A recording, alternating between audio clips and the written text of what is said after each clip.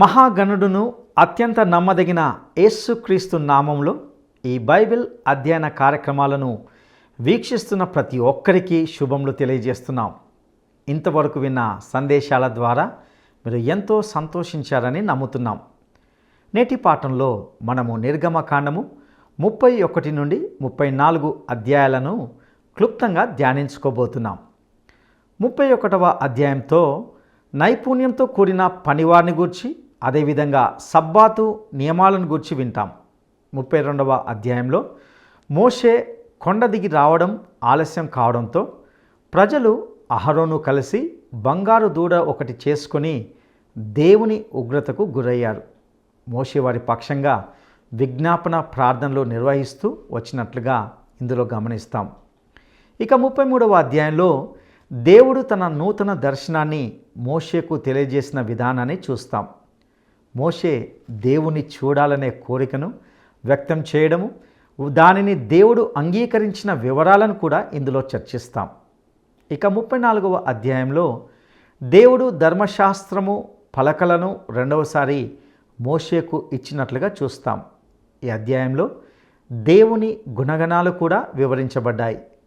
మోషే తమ యాత్రలో దేవుని సన్నిధి కొరకు, ఆయన తోడు కొరకు వేడుకుంటూ వచ్చినట్లుగా చూస్తాం. సినాయి కొండ మీద మోషే దేవునితో గడిపిన సమయం ఒక గొప్ప అనుభవాన్ని కలిగినట్లుగా చూస్తాం. ఈ అనుభవంలో దేవుని ఆంతర్యాన్ని మోషే గ్రహించినట్లుగా చూస్తాం. నేటి మన ఆధ్యాత్మిక యాత్రలో భక్తి విశ్వాస జీవితాలకు ఎన్నో మార్గదర్శకాలను ఈ పాఠంలో తెలుసుకుంటాం. ఇక సందేశాన్ని విందామా? ప్రియ శ్రోతలు, ఈరోజు మనం నిర్గమకాండం 31వ అధ్యాయం నుండి 34వ అధ్యాయం వరకు సంక్షిప్తంగా ధ్యానం చేయబోతున్నాము. 31వ అధ్యాయంలో పనివారిని గురించి, సబ్బాతును గురించి ఎన్నో సత్యాలు వివరించబడినవి. 1 నుండి 11వ వచనం వరకు ఇక్కడ బెసలేలు అనే వ్యక్తి మనకు పరిచయం అవుతున్నాడు. ఈ పేరుకు అర్థం దేవుని నీడలో. మరో వ్యక్తి అహోలియాబు. ఈ పేరుకు అర్థం నా తండ్రి యొక్క గుడారం. వీరిద్దరూ దేవుని ఆత్మతో నిండినవారు, జ్ఞాన విద్యా వివేకములు గలవారు, సమస్తమైన పనుల నేర్పు గలవారు. దేవుని ఆజ్ఞ మేరకు వీరు సమస్త కార్యములు చేయగలరు. యాజక వస్త్రాలను కూడా వీరు బహు నేర్పుగా తయారు చేస్తారు. 12 నుండి 17వ వచనం వరకు సబ్బాతు నియమాలు పేర్కొనబడ్డాయి. విశ్రాంతి దినమును ఆచరించాలి. ఇశ్రాయేలీయులకు ఇవ్వబడిన ఆజ్ఞ, మన్నాను దేవుడు వారికిచ్చిన సందర్భంలో సబ్బాతు ప్రసక్తి వచ్చింది. ఆ తరువాత అది దశాజ్ఞలలో 4వ ఆజ్ఞగా చేర్చబడింది. ఆదికాండం 2వ అధ్యాయం 2వ వచనంలో దేవుడు పేర్కొన్న విశ్రాంతి దినమిది. మోషే ధర్మశాస్త్ర ప్రోక్తమైన ఈ ఆజ్ఞను మీరిన వారిని రాళ్లతో కొట్టి చంపాలని ధర్మశాస్త్రం ఆదేశించింది. ఆదివారం సబ్బాతు కాదు గాని వారానికి మొదటి రోజు, కృపాయుగానికి చెందిన ఆరాధన దినమిది. యేసుక్రీస్తు మరణ పునరుత్థానాలను బట్టి ఆదివారం విశ్వాసులకు ఆరాధన దినంగా స్థిరపడిపోయింది. దేవుని ఆలయం గర్భగుడిలో నడిమి తెర చిరిగింది. అప్పటి నుంచి విశ్వాసులందరికీ కొత్త నిబంధన రీత్యా ఆదివారమే ఆరాధన దినం. అది దేవునిదే. 18వ వచనంలో ఆయన సీనాయి కొండ మీద మోషేతో మాట్లాడడం సాలించిన తరువాత ఆయన తన శాసనములు గల 2 పలకలను, అనగా దేవుని వ్రేలితో రాయబడిన రాతి పలకలను అతనికిచ్చాడు. శ్రోతలు, ఇప్పుడు 32వ అధ్యాయంలోకి వచ్చాము. 1 నుండి 14వ వచనం వరకు బంగారు లేగదూడ సంగతి చెప్పబడింది. మోషే కొండ దిగి రావటం ఆలస్యమైంది. ఆ ప్రజలు అహరోను దగ్గరికి వచ్చి అన్నారు, లే, మా ముందర నడవటానికి ఒక దేవతను మా కొరకు చెయ్యి. ఈజిప్టులో నుండి మమ్మను రప్పించిన మోషే అనేవాడు ఏమయ్యాడో మాకు తెలియదు. అందుకు అహరోను అన్నాడు, మీ కుటుంబంలో వారికున్న బంగారు పోగులనన్నిటినీ తెండి. అహరోను వాటిని తీసుకొని పోగరతో రూపమును ఏర్పరచి దానిని పోతపోసిన దూడగా చేశాడు. అప్పుడు వారందరూ ఇశ్రాయేలుకు దేవుడు ఇదే అన్నారు. అహరోను అక్కడే ఒక బలిపీఠం కట్టించాడు. రేపు యెహోవాకు పండుగ అని అహరోను చాటించాడు. ఉదయమే లేచి వారు దహన బలులు, సమాధాన బలులు అర్పించారు. అప్పుడు జనులు తినటానికి, తాగటానికి కూర్చుండి ఆడటానికి లేచారు. దేవుడు మోషేతో అన్నాడు, అరుగో, నీ ప్రజలు బొత్తిగా చెడిపోయారు. నేను నియమించిన త్రోవ నుండి వారు పూర్తిగా తొలగిపోయారు. వారు దూడ విగ్రహాన్ని చేసుకొని దానికి బలులర్పిస్తున్నారు. వీరు లోబడనొల్లని ప్రజలు. నా కోపము వారి మీదికి వచ్చింది. నేను వారిని కాల్చివేస్తాను. నిన్ను గొప్ప జనముగా చేస్తాను. మోషే దేవుణ్ణి బతిమాలి వేడుకున్నాడు. అన్నాడు, యెహోవా, నీ ప్రజల మీద నీ కోపము మండనేలా? కీడు కొరకే వారిని నీవు తెచ్చావని ఈజిప్టు వారెందుకు అనుకోవాలి? దయచేసి వీరికి కీడు చేయవద్దు. నీ సేవకులైన అబ్రహాము, ఇస్సాకు, ఇశ్రాయేలును జ్ఞాపకం చేసుకో. వారికి నీవు చేసిన ప్రమాణమును జ్ఞాపకం చేసుకో. అంతటా యెహోవా తన తీర్పును విరమించుకున్నాడు. శ్రోతలు, ధర్మశాస్త్రం ప్రకారమే చేస్తామన్న వీరు ఏ విధంగా తిరిగి విగ్రహారాధనలో పడిపోయారో చూడండి. ఈజిప్టులోని విగ్రహారాధన సంస్కృతిని వీరు అనుకరిస్తున్నారు. ధర్మశాస్త్రాన్ని మీరి తీర్పును కొని తెచ్చుకున్న వారయ్యారు. మోషే విజ్ఞాపన ప్రార్థన వల్ల వారు బతికిపోయారు. లేకపోతే యెహోవా కోపాగ్నిలో దగ్ధమైపోయేవారే. 15 నుండి 35 వచనం వరకు ధర్మశాస్త్రపు పలకలు పగిలిపోయిన వృత్తాంతం చెప్పబడింది. దేవుని మార్గము నుండి తప్పిపోయారు. వ్యభిచారానికి, అసభ్య ప్రవర్తనకు పూనుకున్నారు. ధర్మశాస్త్రపు పలకలు చేతపట్టుకొని వచ్చినప్పుడు మోషేకు ఈ చెడ్డ దృశ్యం ఎదురైంది. ధర్మశాస్త్రం మంచిదే కాని అది ప్రజలను బాగు చేయలేకపోయింది. ధర్మశాస్త్రము గైకొని పాపి పరిశుద్ధుడవటం కల్లా. దేవుని యందలి విశ్వాసము ద్వారా ఆయన కృపచేతనే అది సాధ్యం అని తెలిసిపోయింది. విశ్వాసమును బట్టి మనము నీతిమంతులమని పరిగణించబడతాము. తరతరాలలో ఇదే తిరుగులేని అక్షర సత్యం. మానవుడు పాపి అని ధర్మశాస్త్రం రుజువు చేస్తుంది. అయితే మానవునికి కృప, దేవుని విమోచన ఎంత అవసరమో ధర్మశాస్త్రం తేటగా చూపుతుంది. మోషే తన ప్రజల పక్షమున చేసిన విజ్ఞాపన ప్రార్థన ఎంతో గొప్ప ఫలితాలనిచ్చింది. నిర్గమకాండం 32వ అధ్యాయం 15వ వచనం నుండి, మోషే చేతిలో శాసనములు గల 2 పలకలున్నాయి.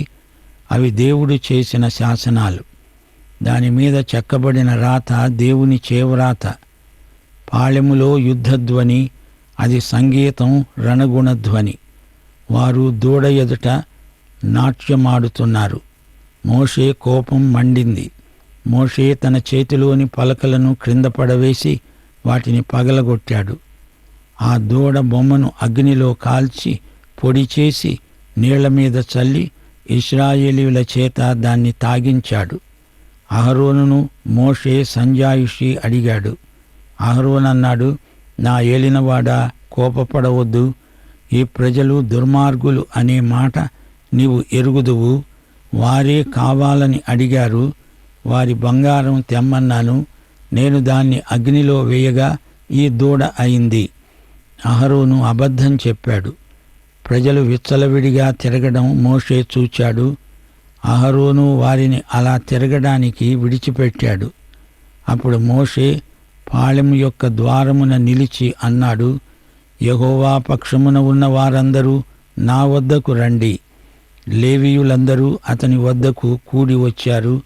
మీలో ప్రతివాడు తన కత్తిని నడుముకు కట్టుకొని పాళెములో ద్వారము నుండి ద్వారానికి వెళ్ళుతూ ప్రతివాడు తన సహోదరుణ్ణి, చెలికాణ్ణి, పొరుగువాణ్ణి చంపాలి. ఇది దైవాజ్ఞ అని ప్రకటించాడు. లేవీయులు మోషే మాట చొప్పున చేశారు. ఆ దినమున ప్రజలలో ఇంచుమించు 3000 మంది కూలారు. ఈ విధంగా చేసి యెహోవాకు మిమ్మును మీరు ప్రతిష్ఠించుకోండి అని మోషే ఆదేశించాడు. ఆ తరువాత మోషే కొండెక్కి వెళుతూ అన్నాడు, మీరు గొప్ప పాపం చేశారు. ఒకవేళ మీ పాపమునకు ప్రాయశ్చిత్తము కలుగుతుందేమో చూస్తాను. కొండపైన మోషే తన ప్రజల పక్షాన విజ్ఞాపన ప్రార్థన చేశాడు. దేవా, ఈ ప్రజలు గొప్ప పాపం చేశారు. వారు బంగారు దేవతను తమ కొరకు చేసుకున్నారు. నీవు వారి పాపమును పరిహరిస్తావా? సరి, లేని ఎడల నీవు రాసిన గ్రంథములో నుండి నా పేరు తుడిచివేయమని బతిమలాడుకుంటున్నాను. అప్పుడు యెహోవా అన్నాడు, ఎవడు నా ఎదుట పాపము చేశాడో వానిని నా గ్రంథములో నుండి తుడిచివేస్తాను. కాబట్టి నీవు వెళ్ళి నేను నీతో చెప్పిన చోటికి ప్రజలను నడిపించు. నా దూత నీకు ముందుగా వెడతాడు. నేను వచ్చే దినమున వారి పాపమును వారి మీదికి రప్పిస్తాను. అహరోను కల్పించిన దూడను ప్రజలు చేయించినందున యెహోవా వారిని బాధపెట్టాడు. శ్రోతలు చూచారా, మోషే మనసు ఎంతో సున్నితమైనది. మోషే విజ్ఞాపన ప్రార్థనలు ఎంతో భారముతో కూడినవి. ఇప్పుడు 33వ అధ్యాయంలోకి రండి. ఈ అధ్యాయంలో మోషేకు దేవుడిచ్చిన నూతన దర్శనం వర్ణించబడింది. దేవుడు మోషేతో అన్నాడు, నేను మీ పితరులకు వాగ్దానము చేసిన దేశానికి, పాలు తేనెలు ప్రవహించే దేశానికి లేచిపోండి. నీకు ముందుగా దూతను పంపుతాను. అక్కడ ఉన్న వివిధ జాతీయులను వెళ్ళగొడతాను. మీరు అసలే లోబడనొల్లని ప్రజలు, నేను మీతో రాను. ప్రజలిది విని దుఃఖించారు. దేవుడు వారితో, మీ ఆభరణములను తీసివేయండి అన్నాడు. ఇశ్రాయేలీయులు హోరేబు కొండ మీద తమ ఆభరణాలను తీసివేశారు. మోషే గుడారమును పాళెమునకు దూరముగా వేసి దానికి ప్రత్యక్షపు గుడారమని పేరు పెట్టాడు. యెహోవాను వెదికిన ప్రతివాడు ఆ గుడారానికి వెళ్ళాడు. మోషే ఆ గుడారమునకు వెళ్ళినప్పుడు ప్రజలందరూ లేచి తన గుడారపు ద్వారమందు నిలిచి అతడు ఆ గుడారములోనికి పోయే వరకు అతని వెనుక తట్టు నిదానించి చూస్తున్నాడు. మోషే ఆ గుడారములోకి పోయినప్పుడు మేఘస్తంభము దిగి ఆ గుడారపు ద్వారమందు నిలువగా యెహోవా మోషేతో మాట్లాడుతూ ఉండేవాడు. ప్రజలందరూ తమ తమ గుడారములలో నుండి నమస్కారం చేసేవారు. మనుష్యుడు తన స్నేహితునితో మాట్లాడినట్లు యెహోవా మోషేతో ముఖాముఖిగా మాట్లాడుతూ ఉన్నాడు. తరువాత అతడు పాళెములోనికి తిరిగి వచ్చేవాడు. యెహోషువ కూడా ఆ సమయంలో గుడారములో నుండి బయటికి రాలేదు. మోషే యెహోవాను అడిగాడు, నీ మార్గము ఏదో నాకు చూపు, నేను నిన్ను తెలుసుకుంటాను. ఈ జనము నీ ప్రజలే కదా. దేవుడన్నాడు, నా సన్నిధి నీకు తోడుగా వస్తుంది, నేను నీకు విశ్రాంతి కలిగిస్తాను. మోషే అన్నాడు, నీవు మాతో రావాలి. ఈ విధంగా నీ ప్రజలమైన మమ్మును నీవు ప్రత్యేకించాలి. యెహోవా అన్నాడు, అలాగే నీ పేరును బట్టి నేను నిన్నెరుగుదును. మోషే అన్నాడు, దయచేసి నీ మహిమను నాకు చూపు. దేవుడన్నాడు, నా మంచితనమంతా నీకు కనపరుస్తాను. యెహోవా అనే నా నామమును నీ ఎదట ప్రకటిస్తాను. నేను కరుణించే వానినే కరుణిస్తాను. ఎవనియందు కనికరపడతానో వానియందే కనికరపడతాను. నీవు నా ముఖమును చూడజాలవు. ఏ నరుడు నన్ను చూచి బ్రతకడు. ఇదిగో, నా సమీపములో ఒక స్థలమున్నది. నీవు ఆ బండ మీద నిలవాలి. నా మహిమ నిన్ను దాటి వెళ్ళుతుండగా ఆ బండ సందులో నిన్ను ఉంచి నిన్ను దాటి వెళ్ళే వరకు నా చేతితో నిన్ను కప్పుతాను. నేను నా చెయ్యి తీసిన తరువాత నా వెనుక పార్శ్వమును చూస్తావు గాని నా ముఖము నీకు కనపడదు. శ్రోతలు, కనాను దిశగా ఇశ్రాయేలీయుల ప్రయాణం మొదలైంది. ఇప్పుడు తాత్కాలికంగా ప్రత్యక్షపు గుడారం ఏర్పరచబడింది. పాళెములోనే ఈ గుడారం వేయబడింది. మోషే నూతన దర్శనం కోసం ప్రార్థించాడు. మోషే చేయబోయే నూతన కార్యము కొరకు యెహోవా అతనికి ఈ నూతన దర్శనమిచ్చాడు. సోదరీ సోదరులారా, నిర్గమనం అంటే తరలిపోవటం, నిష్క్రమణం. హెబ్రీ పత్రిక 11వ అధ్యాయం 22వ వచనం, యోసేపు తనకు అవసాన కాలము సమీపించినప్పుడు విశ్వాసమును బట్టి ఇశ్రాయేలు కుమారుల నిర్గమనమును గూర్చి ప్రశంసించి తన శల్యములను గురించి వారికి ఆజ్ఞాపించాడు. ఈజిప్టు నుండి ఇశ్రాయేలుకు విమోచన, విడుదల కలిగిందంటే అది ఇశ్రాయేలుకు జాతీయ విముక్తి. దేవుడు వారినందరినీ మోషే ధర్మశాస్త్రం క్రిందికి తెచ్చాడు. వారికి గుడారమందు షకీనా మహిమ ప్రత్యక్షమిచ్చాడు. ఈ గ్రంథమంతటా అడుగడుగున క్రీస్తు యొక్క విమోచన చూడగలం. 1 కొరింథీ 10వ అధ్యాయంలో, హెబ్రీ పత్రికలో ఈ ఆధ్యాత్మిక సత్యాలు తేటగా వివరించబడినవి. నిర్గమకాండము కొరకు దేవునికి మనమెంతో కృతజ్ఞులం. శ్రోతలు, ఇప్పుడు నిర్గమకాండం 34వ అధ్యాయానికి మనం వచ్చాము. 1 నుండి 4వ వచనం వరకు ధర్మశాస్త్రపు పలకలు రెండోసారి మోషేకు ఇవ్వబడినవి.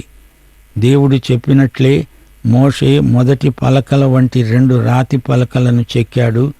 యెహోవా మోషేను దాటి వెళ్ళాడు.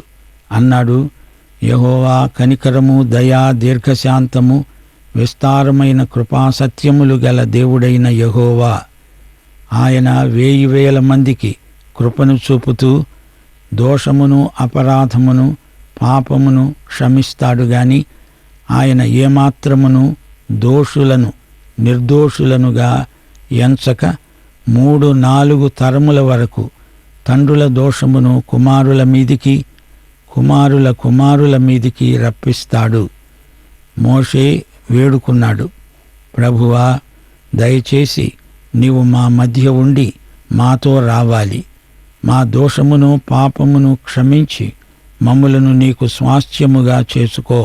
దేవుడన్నాడు, కనానులో ఉన్న నానా జాతులను నేను వెళ్ళగొడతాను. మీరు జాగ్రత్తగా ఉండాలి. వేరొక దేవునికి మీరు నమస్కారము చేయకూడదు. నేను రోషము గల దేవుణ్ణి. అన్య జాతీయులతో నిబంధనలు చేసుకోవద్దు. వారి బలిద్రవ్యములు, నైవేద్యములు నీవు తినకూడదు. వారితో మీరు వియ్యమందకూడదు. నా సన్నిధిలో మీరు ఒట్టి చేతులతో కనబడకూడదు. భూమి యొక్క ప్రథమ ఫలాలు నీ దేవునివి. దేవుని వద్ద నుండి దిగివస్తూ ఉంటే మోషే ముఖచర్మము ప్రకాశించింది. ఇశ్రాయేలీయులు, అహరోను మోషేను సమీపించటానికి భయపడ్డారు. సీనాయి కొండ మీద తనతో యెహోవా చెప్పినదంతా మోషే తన ప్రజలకు వినిపించాడు. మోషే తన ముఖము మీద ముసుగు వేసుకున్నాడు. అయినా యెహోవా సన్నిధిలో మాత్రము ముసుగు తీసివేశాడు. ఇది మోషేకు కనిపించిన నవదర్శనం. శ్రోతలు, మోషేకు ఇవ్వబడిన కొత్త పలకలు పాతవై పగిలిపోయిన వాటికి సరికొత్త ప్రతి అని గ్రహించాలి. మోషే దేవుని మహిమ క్రీనీడను మాత్రమే చూడగలిగాడు. మోషే దేవుని వద్ద నుండి కొత్త ఆజ్ఞను, కొత్త అధికారాన్ని పొందాడు. యెహోవా ఆంతర్యాన్ని మోషే గ్రహించగలిగాడు. 18 నుండి 35వ వచనం వరకు తిరిగి సబ్బాతు మొదలైన నియామక దినాలను దేవుడు మోషేకు జ్ఞాపకం చేశాడు. పులియని రొట్టెల పండుగను గురించి దేవుడు చెప్పాడు. తొలిచూలును విడుదల చేయడం విషయం యెహోవా మరోసారి పేర్కొన్నాడు. వారాల పండుగ, ప్రథమ ఫలాల పండుగను గురించి దేవుడు జ్ఞాపకం చేశాడు. దేవునితో సీనాయి కొండపై 40 దినాలుండి వచ్చినప్పుడు మోషే ముఖచర్మం ప్రకాశించింది. 2 కొరింథీ 3వ అధ్యాయం 6 నుండి 18వ వచనం వరకు పౌలు ఈ సంఘటనను స్ఫురణకు తెచ్చుకుంటూ అన్నాడు, మేము అక్షరమునకు కాదు ఆత్మకే పరిచారకులం. అక్షరము చంపుతుంది కాని ఆత్మ జీవింపచేస్తుంది. మరణకరమైన పరిచర్య రాళ్ల మీద చెక్కబడిన అక్షరము గలది అయినా మహిమతో కూడినది అయింది. అందుకే మోషే ముఖము మీద ప్రకాశించిన ఆ మహిమ తగ్గిపోయేది అయినా ఇశ్రాయేలీయులు అతని ముఖము తేరి చూడలేకపోయారు. ఇలా ఉండగా ఆత్మ సంబంధమైన పరిచర్య ఎంత మహిమగలదై ఉంటుంది. తగ్గిపోయేదే మహిమగలదై ఉన్న ఎడల నిలిచేది మరి ఎక్కువ మహిమగలదై ఉంటుంది గదా. తగ్గిపోతున్న మహిమ యొక్క అంతమును ఇశ్రాయేలీయులు తేరి చూడకుండునట్లు మోషే తన ముఖము మీద ముసుగు వేసుకున్నాడు. వారి మనస్సులు కఠినములయ్యాయి గనుక నేటి వరకు పాత నిబంధన చదువబడేటప్పుడు అది క్రీస్తునందు కొట్టివేయబడిందని వారికి తేటపరచబడక ఆ ముసుకే నిలిచి ఉన్నది. నేటి వరకు మోషే గ్రంథము వారు చదివేటప్పుడెల్లా ముసుకు వారి హృదయముల మీద ఉన్నది గాని వారి హృదయము ప్రభువు వైపునకు ఎప్పుడు తిరుగుతుందో అప్పుడు ముసుకు తీసివేయబడుతుంది. ప్రభువే ఆత్మ. ప్రభువు ఆత్మ ఎక్కడ ఉంటే అక్కడే స్వాతంత్ర్యం ఉంటుంది. మనమందరము ముసుగులేని ముఖముతో ప్రభువు యొక్క మహిమను అద్దము వలె ప్రతిఫలింపచేస్తూ మహిమ నుండి అధిక మహిమను పొందుతూ ప్రభువైన ఆత్మ ద్వారా ఆ పోలికగానే మార్చబడుతున్నాము. దేవునికి స్తోత్రం. శ్రోతలు, నిర్గమకాండంలో పరిశుద్ధాత్మ పాత్ర ఎంతో ఉందని మనం గుర్తుంచుకోవాలి. నూనె అని చెప్పినప్పుడెల్లా అది పరిశుద్ధాత్మకు సంకేతం. పరిశుద్ధాత్మ ఫలం గలతీ పత్రిక 5వ అధ్యాయం 22-23 వచనాలలో చెప్పబడింది. నిర్గమకాండం 34వ అధ్యాయం 6-7 వచనాలలో అవే లక్షణాలు పేర్కొనబడ్డాయి. కనికరము, దయ, దీర్ఘశాంతము, కృపాసత్యములు, యెహోవా యేసుక్రీస్తు పరిశుద్ధాత్మ అనే త్రియేక దేవునికి మహిమ ప్రభావములు యుగయుగములకు కలుగునుగాక.